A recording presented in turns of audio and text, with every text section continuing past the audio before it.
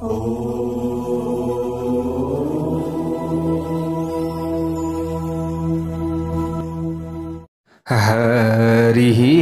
ॐ स्वस्ति श्री गणेशाय नमः।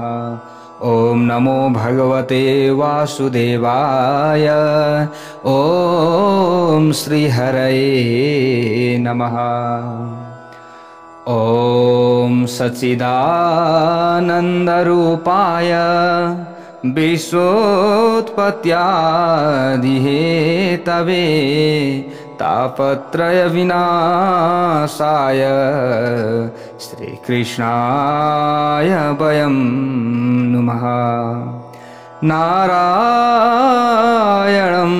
नमस्कृत्य नरं चैव नरोत्तमं देवीं सरस्वतीं व्यासं ततो जयमुदीरयेत्। भक्तवत्सल भगवानको जय।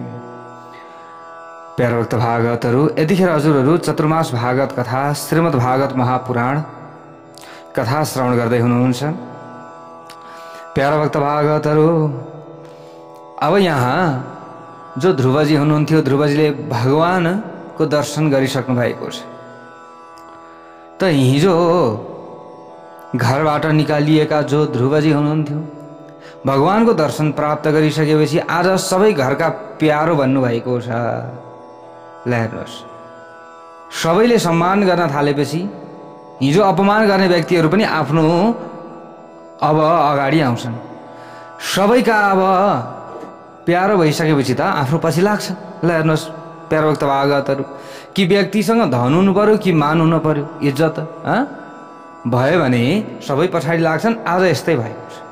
त नारदजीले गएर उता उत्तानपाद राजालाई सबै सुनाइदिनु भयो, यस्तो यस्तो यस्तो भयो, ल है भगवानको दर्शन प्राप्त गरिसके है, भगवानले यसरी वरदान दिइसक्नुभयो भन्ने बित्तिकै त अब हिजोसम्म आफ्नो पत्नीको बसमा रहेका राजा आज दौडिएर अब उत्तानपाद राजाले ध्रुवलाई भेट्न आइरहेका छन्। ल हेर्नुहोस्, यस्तो छ अवस्था।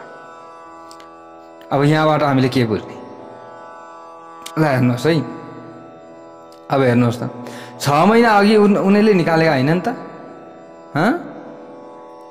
काखमा नराख्ने आज काखमा राख्दैछन्। ल हेर्नुहोस्, दगुर्दै आए स्वागतका लागि। जसले ईश्वरसँग सम्बन्ध जोड्छ, जगत त्यसैका पछि दगुर्न थाल्दछ। परमात्माले जसलाई आफ्नो बनाउनुहुन्छ त्यसलाई शत्रुले पनि वन्दना गर्दछ, यसरी बताइएको छ।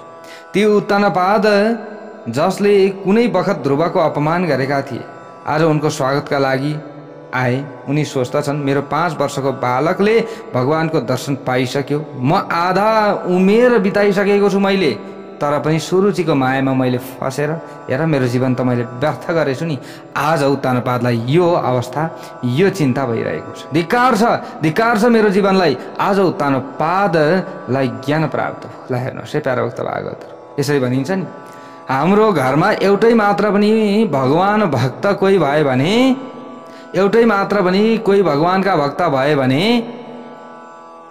7 पुस्ताको उद्धार हुन्छ भनेर बताइएको छ नि। आज त्यस्तै भएको छ। राजाका आँखाबाट आनन्द अश्रु बगिरहेका छन्। कहाँ छ मेरो ध्रुव, कहाँ छ मेरो छोरो?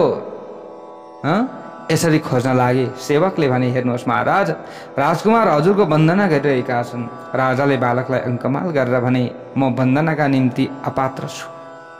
आज अपात्र भएको कुरा उनलाई महसुस भएको छ। सुखदेवजी वर्णन गर्नुहुन्छ, त्यस समयमा परमानन्दको वर्षा भइरहेको थियो। अब ध्रुव आमाहरूको दर्शन गर्न भनेर जान लाग्नुभयो। उहाँले सोच्नुभयो, मेरी आमाले भन्नुभएको थियो कि मैले उहाँलाई वन्दना नगरे पनि कुनै त्यस्तो ठुलो कुरा होइन, मेरै आमालाई त मैले जसो गर्दा पनि हुन्छ, वन्दना नगरे पनि उहाँ रिसाउनुहुन्न। तर मेरी जो विमाता हुनुहुन्छ भने कि सौतेनी आमा सुरुचिलाई मैले वन्दना गरिनँ भने भोलि उहाँले के सोच्नु होला? मलाई जन्म दिनेले त आफ्नो छोरो कुटे पनि मारे पनि प्यारै लाग्छ नि। ल हेर्नुहोस्, तर आज भोलि सन्तानले आमा बुवामाथि हात उठाइरहेका छन्। ल हेर्नुहोस् त कलिजुगको प्रभाव। तिनीहरू कुपुत्र हुन्, सुपुत्र होइनन्, यसरी बुझ्नु पर्दछ हामीले। आमा बुवा प्रति हात उठाउनेलाई सुपुत्र कहिले पनि भनिँदैन, कुपुत्र भनिन्छ। ल हेर्नुहोस्, अब यहाँ ध्रुवजीले सोच्नुभयो मेरी आमा त आमा भइहाल्नु भयो नि। त्यसकारण ध्रुवजीले सुरुचिलाई सबैभन्दा अगाडि गएर के गर्नुभयो? प्रणाम गर्नुभयो। भक्तवत्सल भगवानको जय जय होस्। उनको हृदय पग्लियो र भनिन् यो कति योग्य रहेछ। ओहो, उता सुनीतिको हृदय हर्षले भरियो। प्यारो भक्त भागवतहरू, अब यहाँबाट हामीले के पनि बुझ्नु पर्दछ भने जसले चाहे शत्रु नै होस् नि, शत्रु नै होस्, तर उसले के अर्ती दियो त भन्दा भगवान प्राप्तिका लागि अर्ती दियो नि त। त्यसै कारणले गर्दा उसको वन्दना गर्नुपर्दछ। यो ज्ञान पनि त हामीले प्राप्त गर्न सक्यौँ नि यहाँबाट, होइन र? यो कुरा रहेको छ प्यारो भक्त भागवतहरू। ल हेर्नुहोस् है, आज सुनीति पनि अत्यन्त हर्षित हुनुभएको छ। उहाँलाई लाग्यो आजै पुत्रको जन्म भए जस्तो लागेको छ, किनभने उनका पुत्रले आज भगवानलाई प्राप्त गरेर अर्को जीवन पाएका छन्। रामचरितमानसमा भनिएको छ पुत्रवती जुवती जगसोई। गोस्वामी तुलसीदास भन्नुहुन्छ नि, रघुवर भगत जासु सुत होई। जसले सबैको आशीर्वाद लिन सकेको छ त्यो नै सर्वेश्वरको प्यारो हुन्छ। मानिसहरूले भने ध्रुवले नारायणको दर्शन गरेका छन्, त्यसकारण हामी उनको दर्शन गरेर कृतार्थ हुने भयौँ। तब ध्रुवलाई नगर परिक्रमा गराउने बन्दोबस्त मिलाइयो। ध्रुवलाई हात्तीमा चढ्न भनेर आग्रह गरियो, तर उनले भने म एक्लै चढ्न सक्दिनँ, मेरो भाइ उत्तमलाई पनि नजिकै बसाउँ। ल हेर्नुहोस् है प्यारो भक्त भागवतहरू, ल भगवानका सच्चा भक्त भनेका यस्ता हुन्छन्। अरू अगाडि बढिरहेका छन्, बढ्न देऊ। आफ्नो हानि सहेर पनि अरूको गर्छन् भलो सन्तले, यसरी बताइएको छ। उत्तमलाई पहिले हात्तीमा चढाएर ध्रुव चढे।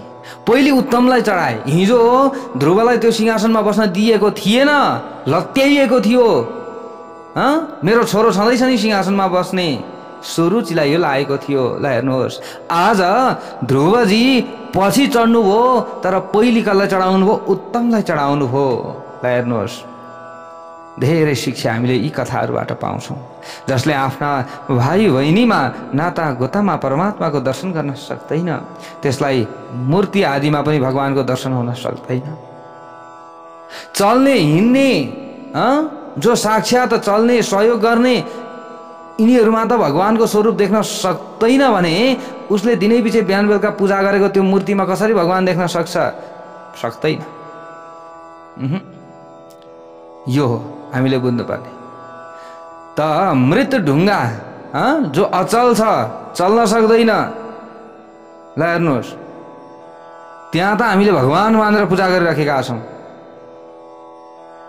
हेर्नुहोस् है प्यारो भक्त भागवतहरू, अब हिँड्ने चल्ने जो भगवानका भक्त छन् उनीहरू स्वयं भगवान का स्वरूप बन्न सके कि सकेनन् त? उनीहरूभित्र साक्षात भगवान बस्नु भएको छ भनिसकेपछि उनीहरू भगवानको स्वरूप बन्न सके कि सकेनन् त? यो कुरा आफै विचार गर्नु होला। त्यसैले अब यहाँनिर मैले भन्नुपर्ने धेरै कुरा छैन, यो हजुरहरू आफैले बुझ्नु होला।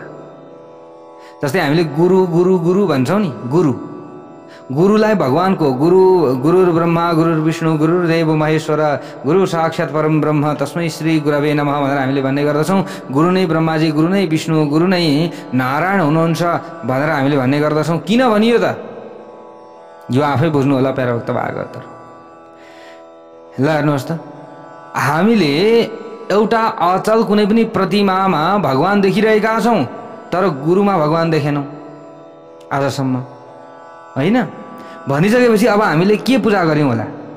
हामीले के प्राप्त गऱ्यौँ होला? अहिलेसम्म कथा सुनेर के प्राप्त गऱ्यौँ? आफूले आफैलाई प्रश्न सोध्नु होला एकचोटि प्यारो भक्त भागवतहरू। म यो भन्न चाहन्छु। ल हेर्नुहोस् त,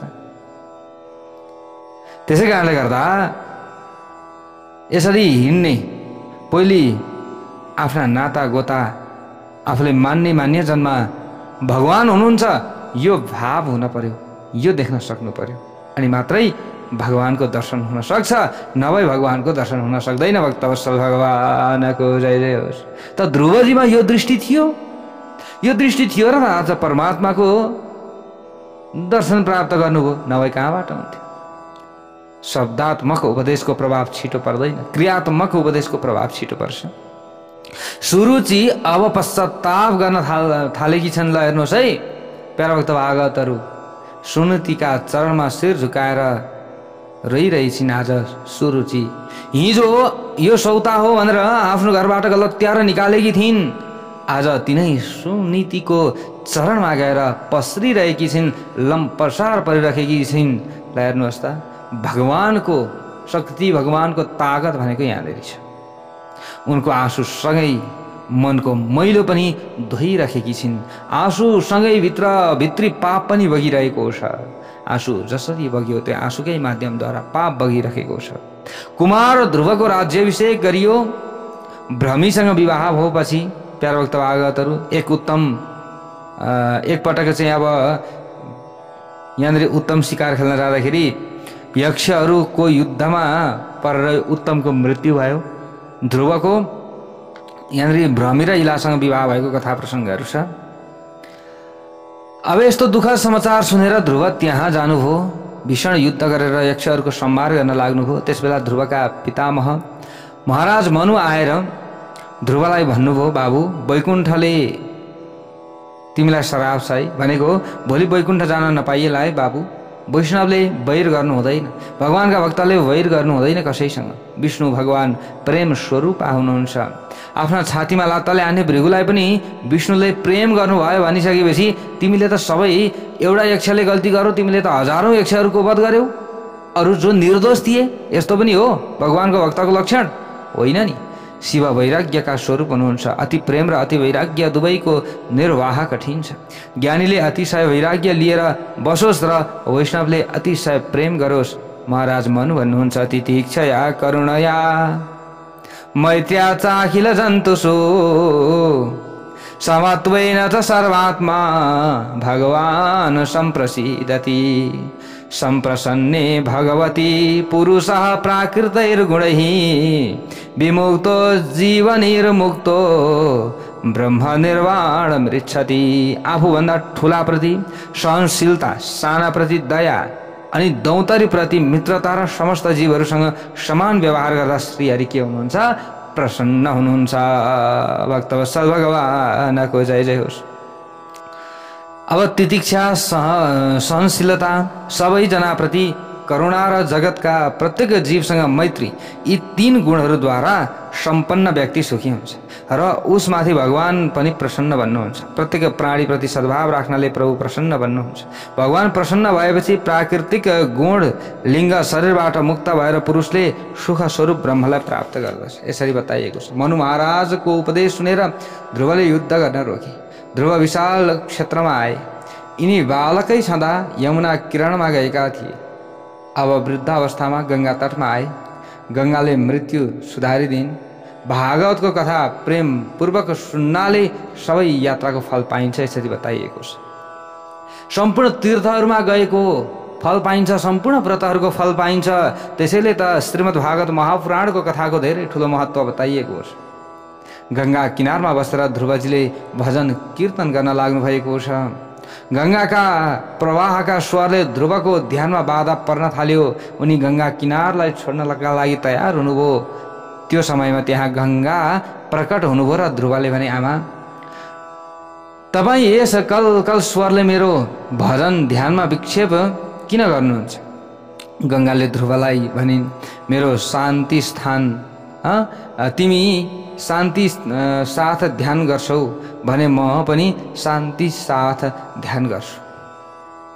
अब कहिले शब्द मैले गर्ने छैन, म बग्छु तर बग्ने बेलामा मैले शब्द गर्ने छैन, यसरी गंगाले भनिदिनु। तिमी यहाँबाट नजाऊ। ध्रुवजी उठेर हिँड्न लाग्नु भएको थियो। गंगालाई त्याग गरेर ध्यानमा बसेको छु, खाली कराएको छ छल छल छल छल छल गरेको छ। पानी बग्छ नि खोलामा, कसरी कराउँछ? यसरी कराएको छ, बगेको छ। मलाई डिस्टर्ब हो, मलाई चाहिँ मेरो ध्यान भङ्ग हो। उठेर हिँड्न लाग्नु भएको थियो। गंगा माता प्रकट भएर रोक्नुभयो। गंगा शान्त हुनुभयो। त्यस पछाडि ऋषिकेशका नजिक ध्रुव आश्रम छेउ गंगा आजसम्म पनि शान्त हुनुहुन्छ भनेर यसरी बताइएको छ। ध्रुव आश्रमका नजिकमा मात्र गंगा शान्ति छिन्, अरू ठाउँमा होइन। फेरि त्यतिभरि मात्रै गंगा शान्त भएर बग्नु भएको छ। एकपटक भगवानको आज्ञा पाएर ध्रुव कुमारलाई आफूसँग लैजान भनी विमान लिएर पार्षदहरू आए। गंगा तट छोडेर वैकुण्ठ जान ध्रुवको इच्छा भएन। उनी विचार गर्न थाले, गंगा तट त्यहाँ कसरी प्राप्त होला? गङ्गालाई साष्टाङ्ग प्रणाम गरेर अन्तिम स्नान गर्न थाले। गङ्गालाई छाड्नु पर्दा उनलाई वेदना भइरहेको छ। उनी मनमा नै भक्कानिए। त्यस वखत गङ्गा प्रकट हुनुभयो। ध्रुवले भने, भगवानका आज्ञाले म तिमीलाई छाडेर वैकुण्ठ गइरहेको छु। तिम्रा तटमा जस्तो आनन्द त्यहाँ कसरी पाइएला?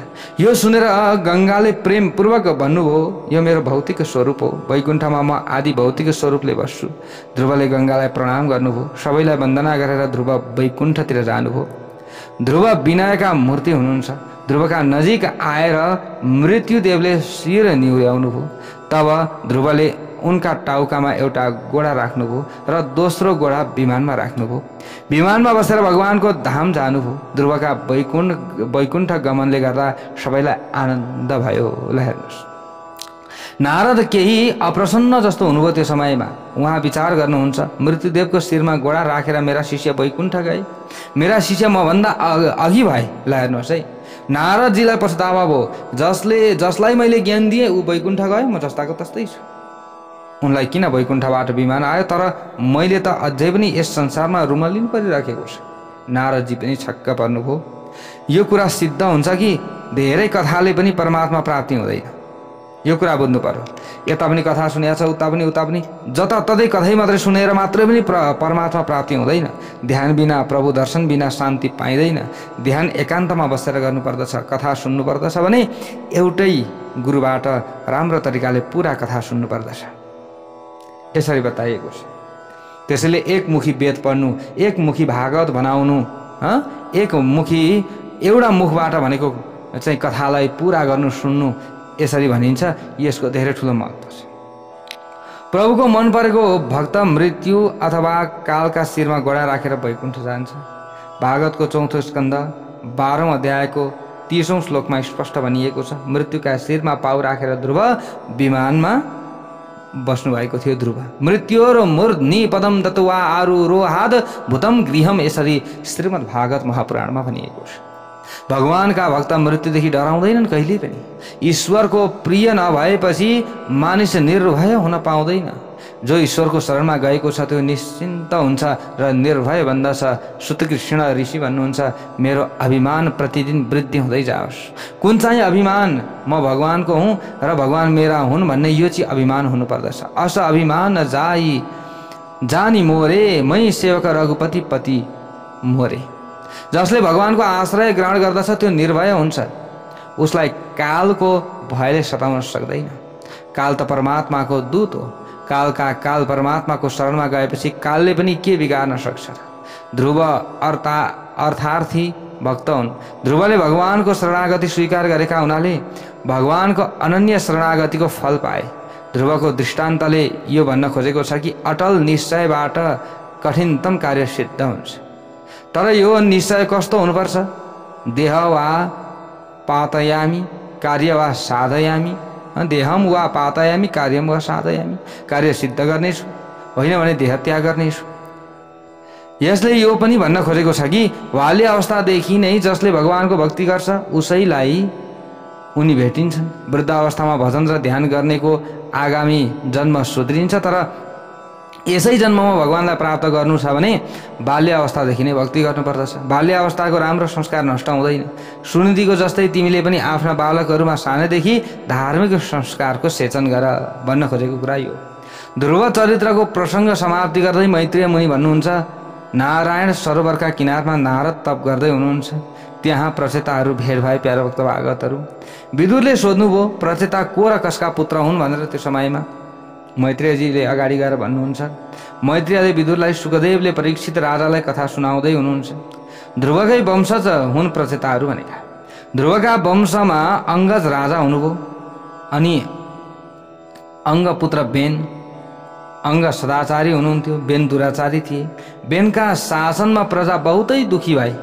बेन राजाको शासनकालमा अधर्म बढेकाले ब्राह्मणहरूले श्राप दिए र उनलाई नाश गरिदिए। राजा बिना प्रजा दुखी हुन थाले। बेन राजाको शरीरको मन्थन गरियो। पहिले एउटा कालो पुरुष प्रकट भयो। तल्लो भागमा पाप बस्ने हुनाले त्यसलाई मन्थन गरेर पहिले त पापलाई निकालियो। नाभिभन्दा तल्लो भाग उत्तम होइन, त्यसको मास्तिरको भाग उत्तम ठहरियो। प्यारो भक्त भागवतहरू, नाभिभन्दा तल्लो भागबाट सुख होला जस्तो भएन। मानिसको उपरी भाग पवित्र हुन्छ। फेरि वेद मन्त्रद्वारा शरीरको माथिको पवित्र भाग पाखुराको मन्थन गरियो। त्यसबाट पृथु महाराजको प्राकट्य भयो। भक्तवत्सल भगवानको जय जय होस्। श्रीधर स्वामीले भन्नुभएको छ, यिनीहरूले बाहुको मन्थन गरे, त्यसै कारण अर्चन भक्तिरूप पृथु महाराज प्रकट हुनुभयो। हृदयको मन्थन गरेका भए त साक्षात् नारायण नै प्रकट हुनुहुन्थ्यो होला। पृथु महाराज अर्चन भक्तिमा भक्तिका के हुनुहुन्छ? स्वरूप हुनुहुन्छ। त्यसकारण उनकी रानीको नाम के थियो? अर्ची थियो। भक्तवत्सल भगवानको जय जय होस्। अर्चन भक्तिमा पृथु श्रेष्ठ, उनी नित्य महाभिषेक गर्नुहुन्थ्यो। उनका शासनकालमा प्रजा सुखी थिए। उनले अश्वमेध यज्ञ पनि गरे, यसरी बताइएको छ। उहाँले के अश्वमेध यज्ञ गर्नुभयो? यस यज्ञमा घोडालाई बन्धन रहित गरेर उसको इच्छाअनुसार घुमाइन्छ नि अश्वमेध यज्ञमा। यदि अश्व कहीँ बाँधिएन भने यज्ञमा उसको बलि चढाइन्छ। ल हेर्नुहोस्, अश्व वासनाको स्वरूप हो। यदि त्यो कुनै विषयको बन्धनमा फँसियो भने त विवेकसँग युद्ध गरेर चाहिँ युद्ध गर्नुपर्दछ। पृथुका यस अश्वमेध यज्ञमा इन्द्रले बाधा खडा गरिदिए। फेरि उनले त्यस घोडालाई लिएर गए। पृथुका छोराले घोडा फर्काएर ल्याए। त्यस समयमा भगवान प्रकट हुनुभयो। पृथुले भगवानसँग प्रार्थना गरे, म मोक्षको इच्छा राख्दिनँ, किनभने त्यहाँ तपाईँका कीर्तिको कथा सुन्ने सुख पाइँदैन। मेरो त एउटै प्रार्थना छ, तपाईँको कथा सुन्नका निम्ति 10,000 कान पाऊँ र तिनबाट म लीला कथा सुनिरहन सकूँ। तपाईँका एउटा पाउको सेवा चाहे लक्ष्मीले गरून्, तर दोस्रो चरणको सेवा म गर्न चाहन्छु। पृथु महाराज गाई अनि ब्राह्मणहरूको रक्षा र पालन गर्नुहुन्थ्यो। गाईले घाँस खाएर दुध दिन्थिन्। ब्राह्मणले साधारण भिक्षाबाट जीवन निर्वाह गरेर सबैलाई ज्ञान दान गर्दछन्। गाई र ब्राह्मण सन्तुष्ट भएपछि प्रजामा शक्ति र ज्ञान बढ्दछ र प्रजा सुखी हुन सक्छन्। जब सम्पत्तिको अपेक्षा राम्रो संस्कार र धर्मको आवश्यकता ज्यादा होस् भन्ने लाग्छ र बढ्दै पनि जान्छ, तब देश सुखी हुनेछ। पृथु महाराज एकपटक रानी अर्चीसँग बसिरहेका बखत सनत कुमार पनि आइपुगे। उनको सत्सङ्गले गर्दा राजालाई वैराग्य उत्पन्न भयो। उनी अर्चीसँग वनमा गए। पृथु महाराज उतै स्वर्गवासी भए। प्यारा भक्त भागवत यसरी बताइएको छ। प्राचीन कालमा त राजा पनि राज्य त्याग गरेर वनमा प्रभु भजन गर्नका लागि जान्थे नि, राजाहरू सबै वनतिर। तर यस अर्थ र भोग प्रधान कालमा वनवास गर्ने इच्छा कसैलाई पनि हुँदैन अहिलेको समयमा। त्यसकारण सुख शान्ति कसरी मिल्न सक्दछ? मिलेकै छैन। पृथुपछि उनका पुत्र विजिताश्व भए। पृथु पछाडिका को भाइ? विजिताश्व। तिनीहरू 3 भाइ थिए, हर्यश्व अनि धूमकेश र वृक गरेका। यसपछि अन्तर्धान कहाँ हविर्धानी कहाँ प्राचीनवरी राजा भए। प्राचीनवरी राजा कहाँ प्रचेता भए। यसरी बताइएको छ। प्रचेता नारायण सरोवर किनारमा आए। नारदले तिनीहरूलाई रुद्र गीताको उपदेश दिनुभयो। भगवान शङ्कर प्रसन्न भएर तिनीहरूलाई भन्नुभयो, तप नगरिकन सिद्धि पाइँदैन बाबु हो। तप नगर्ने मानिसको पतन हुन्छ, तप गर तिमीहरूले। यस्तो भनेर शङ्कर भगवान अदृश्य हुनुभयो। शङ्करले भनेअनुसारका स्तोत्रहरूको जप गर्दै प्रचेताहरू तपस्यामा अब लागे। नारदले सो समयमा बरी राजासँग प्रश्न गर्नुभयो, तिमीले त यज्ञ अनेक गरेका छौ, त्यसबाट शान्ति पायौ? राजाले जवाब दिए, नारद भने। ल हेर्नुहोस् है, त नारद भन्नुहुन्छ, अब तिमी यो यज्ञ किन गरिरहेका छौ? राजाले भने, मलाई प्रभुले धेरै थोक दिनुभएको छ र म यज्ञ गरिरहेको छु। यज्ञद्वारा म ब्राह्मणको सेवा गरिरहनेछु। यज्ञद्वारा म सम्पत्तिलाई समाजसेवामा सदुपयोग गरिरहनेछु। यज्ञबाट पनि त्यस्तो शान्ति भने पाइँदैन। त नारद प्राचीनवरी राजालाई सम्झाउँदै भन्नुहुन्छ प्यारा भक्त भागवतहरू। त्यो समयमा प्राचीनवरीले भने नि त, म त सम्पत्तिलाई समाज सेवामा लगाउँदैछु यज्ञ गरेर। यज्ञबाट पनि त त्यो शान्ति पाइँदैन जुन चाहिँ अरूको सेवा गर्दा पाइन्छ। यदि भनेपछि प्राचीनवरीलाई सम्झाउँदै भन्नुहुन्छ, जन्म मृत्युका चक्करबाट जीव मुक्त हुन पायो भने मात्र पूर्ण शान्ति प्राप्त गर्दछ। त्यतिकै कहाँ शान्ति पाइन्छ? यज्ञबाट तिम्रो कल्याण हुँदैन। कल्याणका लागि चित्त शुद्धि आवश्यक छ। चित्त शुद्धि भएपछि एकान्तमा बसेर ध्यान गर्नुपर्दछ। केवल यज्ञ गरेर मात्र ईश्वरको साक्षात्कार हुन सक्दैन। तिमी स्वर्गमा त जान्छौ, तर पुण्य क्षय भएपछि तिमीलाई स्वर्गबाट निकालिदिनेछ। त्यसकारण शान्तिसँग बसेर आत्मस्वरूपको चिन्तन गर। तिमीलाई आत्मस्वरूपको ज्ञान छैन, अब यज्ञ गर्ने आवश्यकता छैन। शान्तिपूर्वक ईश्वरको तिमी आराधना गर। राजाले भने त्यो समयमा तपाईँले बडा राम्रो उपदेश दिँदै हुनुहुन्छ। नारदजी भन्नुहुन्छ, तिमीलाई आफ्नै स्वरूपको ज्ञान छैन। जसले आफ्नो स्वरूप नै चिन्न सक्दैन त्यसले ईश्वरलाई कसरी चिन्न सक्ला। म एउटा कथा सुनाउँछु, ध्यान दिएर सुन भन्दै पुरञ्जन राजाको कथा यहाँनिर भन्न लाग्नुभयो। भक्तवत्सल भगवानको जय जय होस्। प्राचीन कालमा पुरञ्जन नाम गरेका एकजना राजा थिए। उनका अभिज्ञात नाम गरेका एकजना मित्र थिए। पुरञ्जनलाई सुखी गराउनका निम्ति अभिज्ञात सधैँ प्रयत्नशील रहन्थे, तर आफ्ना प्रयत्नको सङ्केत उनका कानमा नपुगोस् भन्ने ख्याल पनि अभिज्ञातलाई थियो। ईश्वर नै अभिज्ञात हुनुहुन्छ। ईश्वरले अज्ञात रूपबाट जीवको सहायता गर्नुहुन्छ। जीवात्मा पुरञ्जनलाई सुखी गराउनका निम्ति ईश्वर अभिज्ञात दृष्टि राख्दछ। अन्न उत्पन्न गरी दिन्छन्, तैपनि उनी पुरञ्जनलाई खबरसम्म पुग्न दिँदैनन्। कसैका कारणले सुखी छु भन्ने पनि पुरञ्जन सोच्दैनन्। परमात्माको लीला अभिज्ञात छ, थाहै छैन कसैलाई। त्यहाँ बुद्धिले केही काम दिन सक्दैन। भगवान भन्नुहुन्छ, खाने काम तिम्रो अनि पाचन गराउने काम मेरो। पचाम्यन्नम चतुर्विधम भनेर यसरी भगवानले भन्नुभएको छ नि। खाऊ बाबु, तर ठिक्का खाऊ, पचाउने काम मेरो हो। म चाहिँ तिम्रा लागि उचित जति हुन्छ त्यति पचाइदिन्छु। ल हेर्नुहोस्, भगवान यसो भन्नुहुन्छ अरे, जीव भोजन गर्दछ, परमात्मा पाचन गर्नुहुन्छ। ल हेर्नुहोस्, पेटमा ठाकुर अग्निका रूपमा बस्नुभएको छ, जठराग्नि बनेर। भोजन गरिसकेपछि भगवान भन्नुहुन्छ, अब मेरो काम हो सुत्ने र मेरो काम हो जाग्ने। मानौ हामी गाडी हौँ, जीवात्मा यात्री र परमात्मा चालक हुनुहुन्छ। भगवान सुत्नु भयो भने अच्युतम केशवम भइहाल्छ। रेलवेको इन्जिन चालक सुत्यो भने गाडी रोकिन्छ कि रोकिँदैन? रेल चलाउने सुत्यो भने पनि रोकिन्छ, गाडी चलाउने सुत्यो भने पनि रोकिन्छ। यात्री सुत्न सक्छ, चालक सूत्रधार ईश्वर भने सक्दैनन्। चालक सूत्रधार ईश्वर भने सक्दैनन्। तैपनि जीव कहिले सोच्दा पनि सोच्दैन आफूलाई सुख सुविधा दिने को हो भन्ने कुरो। जीवले सोच्दा छ? सोच्दैन। हामीलाई सुख सुविधा दिने, हामीलाई चाहिँ आनन्द दिने उनी परमात्मा हुनुहुन्छ। त्यसका बारेमा जीवले कहिले पनि सोच्ने प्रयत्नै गर्दैन। सत्कर्मको सङ्कल्प गर्नेलाई भगवानले पनि बल दिनुहुन्छ। प्रभुको भजन प्रातःकालमा गरिन्छ। सूर्योदयपछि अन्य रजोगुण तमोगुणका रजकणले तिमीलाई प्रभावित गर्दछ भनेर सन्तहरूले भन्नुहुन्छ। त्यसै कारण तिमी राम्ररी भजन गर्न पाउने छैनौ। त्यसै कारणले गर्दा सूर्योदय सँगसँगै हामीले के गर्नुपर्दछ? भगवानको सेवा आराधना पूजा गरिहाल्नु पर्दछ। जीव चाहे सुतोस्, तर भगवान कहिले पनि सुत्नुहुन्न। जीवात्मा पुरञ्जन हो। ऊ सोच्दछ कि म कसका कारणले सुखी छु। सदा सर्वदा उपकार गर्ने ईश्वरलाई बिर्सिएर घुम्दै फिर्दै उनी 9 ढोका भएको एउटा नगरमा प्रविष्ट भए। यो नगरी हो मानव शरीर। त्यहाँ पुगेपछि एउटी सुन्दरीसँग मिलन भयो। पुरञ्जनले उनीसँग परिचय सोधे। स्त्रीले भनिन्, म को हुँ भन्ने मलाई नै थाहा छैन, तर तिमीलाई सुखी अवश्य गर्नेछु भनेर स्त्रीले भन्छ। पशु जाति भेद मान्दछ, भैँसीलाई देखेर साँडे बिकारी हुँदैन।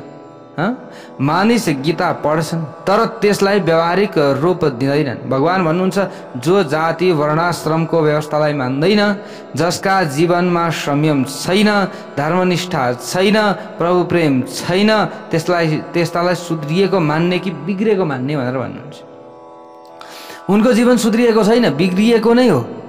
सुध्रिएका मानिसले भन्छ यो स्त्री ज्यादै राम्री छ, राम्री हुनुपर्दछ। जातिपाती जेसुकै भए पनि होस्। सुध्रिसकेपछि यसो भन्छ अरे के, उसलाई जातिपाती केही पनि हेर्दैन अरे। कुल गोत्रको विचार नगरी पुरञ्जनले ती स्त्रीसँग विवाह गरे। ल हेर्नुहोस् है, विवाह हो। र सुन्दरीमा उनी यति आसक्त भए कि उनका 11 पुत्र जन्मिए। ती स्त्रीको नाम थियो पुरञ्जनी। ती पुत्रहरू आपसमा झगडा गर्दथे नि। बुद्धि नै पुरञ्जनी हो, यसरी बुझ्नु पर्यो है प्यारे भक्त भागवत। हाम्रो शरीरमा घटाउने हो सबै कुरा। 11 इन्द्रियको सुखो पभोगको इच्छा नै 11 सन्तान हुन्। हरेकका 100 पुत्र भए यी पुत्रहरूको पारस्परिक युद्धको अर्थ हो संकल्प विकल्पहरूको सङ्घर्ष। एउटा विचार उत्पन्न भयो कि दोस्रो त्यसलाई दबाउन आउँछ। 11 इन्द्रियहरूमा यो जीव फँसेको छ। अनि पञ्चप्राण शरीरको रक्षा गर्दछन्। पञ्चप्राणले इन्द्रिय सुख भोगका संकल्प विकल्प नै 1100 सन्तान हुन्। इन्द्रिय सुख भोगका संकल्प विकल्प गरेर नै 1100 सन्तान छन्। यसको मतलब संकल्प विकल्पले जीव बन्धनमा पर्छ अनि बुद्धिगत संकल्प विकल्पले जीवात्मालाई रुवाउँछ। यसरी बताइएको छ। ल हेर्नुहोस् है, कयौं वर्षसम्म पुरञ्जनले यस प्रकारको सुख भोग गरे। अब कालदेव मृत्युकी छोरी जरासँग विवाह गर्ने इच्छा कसैले गर्दैन नि? गर्छ? गर्दैन। जरासँग कालकी छोरी मृत्युकी छोरी कसले बिहे गर्छ? पुरञ्जनको इच्छा नहुँदै पनि जराले उसँग विवाह गरिहाली। ल हेर्नुहोस् है, अब सुतिरहेका थिए, एक दिन आए हमला गरी विवाह भइहाल्यो। जसले भोग उपभोगको सुख लुट्दछ त्यसलाई जरासँग अर्थात् वृद्ध अवस्थासँग विवाह गर्नुपर्छ। सधैँ सम्झना राख कि कहिल्यै न कहिल्यै त वृद्ध अवस्था आउँछ नै। जवानी त जवानी अर्थात् यौवन त जाने नै हो। ल हेर्नुहोस्, यो जवानी त जाने नै हो। योगीले कहिले वृद्ध अवस्था भेट्दैन। फेरि एक दिन मृत्युको सेवक प्रज्वर आयो। प्यारा भक्त भागवतहरू केही दिन पछाडि प्रज्वर हो, अन्तकालको ज्वर हो, यसलाई प्रज्वर भनिन्छ। स्त्रीमा अतिशय आसक्त हुने पुरञ्जनले अन्तकालमा पनि स्त्रीलाई चिन्तन गर्दै देह त्याग गरे। परिणामतः विदर्भ नारीमा उनले कन्याका रूपमा जन्म लिनु पर्यो। हेर्नुहोस् है, विदर्भ नगरका राजाकी रानीबाट उनी जन्मिए। यसको मतलब यसरी बुझ्नु पर्यो प्यारा भक्त भागवतहरू। अब यस्तो भएको छ। अब स्त्रीको चिन्तन गर्नाले पुरञ्जनले स्त्री बन्नु पर्यो। यस कुराले पुरुषहरूलाई चेतावनी दिन्छ, स्त्रीहरूलाई पनि चेतावनी दिन्छ। कुनै स्त्रीको ज्यादा चिन्तन नगर्नु। यदि गरियो भने फेरि अर्को जन्ममा स्त्री भएर जन्मिनुपर्छ। स्त्रीले पनि कुनै पनि ज्यादा समय पुरुषको चिन्तनमा नबिताउनु, नभए अर्को जन्ममा फेरि पुरुष बन्नुपर्छ। ल हेर्नुहोस्, यस्तो छ कुरा। अब सन्तान जन्माउनु पर्छ, कष्ट भोग्नुपर्छ।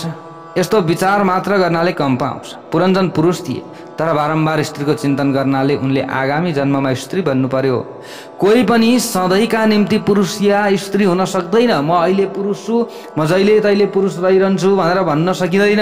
म अहिले स्त्री छु, जहिले तहिले म स्त्री नै भइरहनुपर्छ भन्ने छैन। यो त घुमिरहेको छ नि त, यो चक्कर होइन? यो घुमिरहेको छ, कहिले पुरुष कहिले स्त्री, कहिले स्त्री कहिले पुरुष। यस्तो भइरहेको छ प्यारा भक्त भागवतहरू। वासना अनुसार शरीर के हुन्छ? बदलिरहन्छ।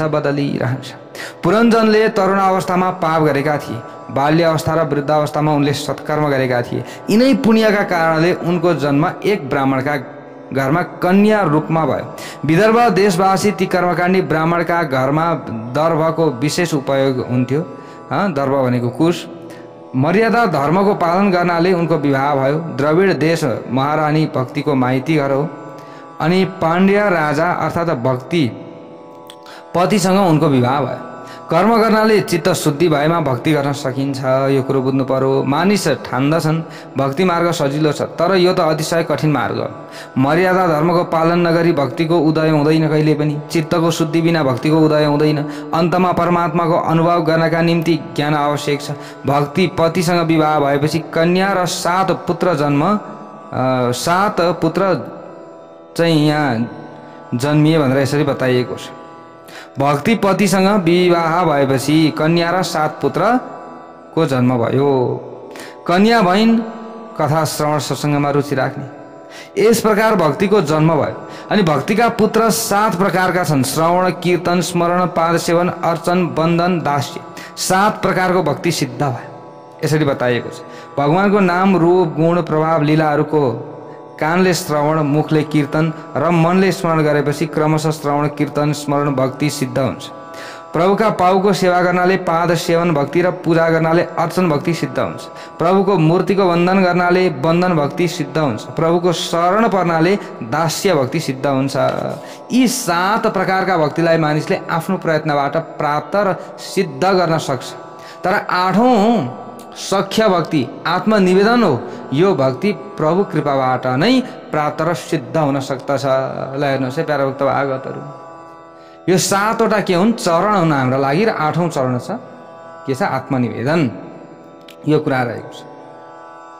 अब श्रवण आदि 7 प्रकारका भक्ति सिद्ध गरेपछि एकपटक पतिका मृत्युको समाचारले दुखी भएकी ती कन्यालाई परमात्माले सद्गुरुका रूपमा आएर ज्ञान दिनुभएको कथा प्रसङ्ग छ। भक्तिको 7 प्रकार सिद्ध भएपछि परमात्मा सख्य भक्तिको दान गर्नुहुन्छ, आत्मनिवेदनको दान गर्नुहुन्छ। जुन मित्रलाई, जुन अज्ञातलाई यस जीवले मायाका कारणले बिर्सिएको थियो तिनै सद्गुरुका रूपमा हुनुभयो। यसको अर्थ हो अभिज्ञातका रूपबाट परमात्मा त्यहाँ आएर ब्रह्म विद्याको उपदेश दिएर भन्नुभयो, तैँले मलाई छोडेर मबाट टाढा भइस् र 9 द्वार भएका नगरीमा बस्न गइस्, त्यसैले त दुखी भएको छस्। त आफ्नो स्वरूपलाई चिन।